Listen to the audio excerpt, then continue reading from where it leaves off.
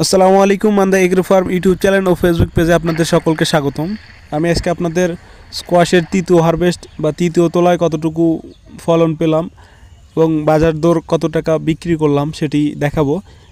আমি মূলত সপ্তাহে এটি 2 দিন হারভেস্ট করে থাকি, বৃহস্পতিবার এবং রবিবার, কারণ এই 2 দিন আমার এলাকার স্থানীয় বাজার। আর গাছের সংখ্যা মাত্র 100 বা 110টি হবে, যার কারণে আসলে রেগুলার হারভেস্ট করা যায় না, সপ্তাহে 2 দিন হলেই চলে।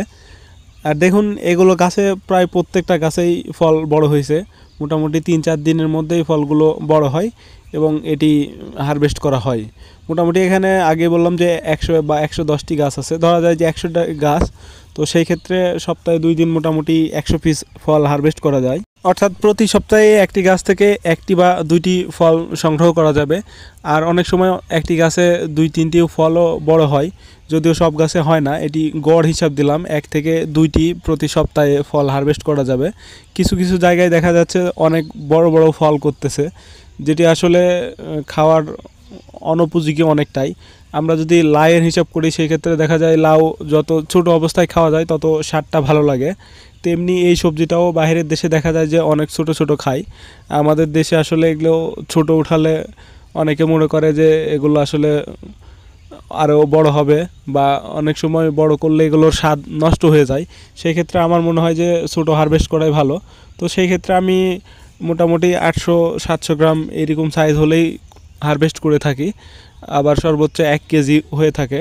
অনেকে দেখা যায় 2-3 কেজি হারভেস্ট করতেছে, সেগুলোর আসলে স্বাদের দিকটা অনেকটাই খারাপ হয়ে যায় এবং এই কারণেই বাজার দর নষ্ট হয়, বাজার চাহিদা নষ্ট হয়। কারণ ওই ফলটা যে একবার খাবে সে আর এটি কিনে খাবে না। আর যাদের লাইয়ের সবজি ভালো লাগে না তারা তো এগুলো তেমন খায় না, তাই এটির বাজার চাহিদা কম। দেখুন, এগুলোর মোটামুটি সাইজ প্রায় 1 কেজি হয়ে গেছে, এগুলোর বাজার চাহিদা অনেক বেশি।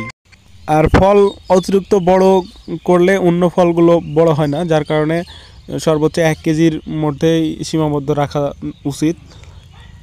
আর আজকের বাজার দর সম্পর্কে যদি বলি, এর আগের দিন দ্বিতীয় যে হারভেস্ট করছিলাম 3-4 দিন আগে, সেটিও মোটামুটি 20 টাকা কেজি দরে, অর্থাৎ 800 টাকা মন পাইকারিতে বিক্রি হয়েছে।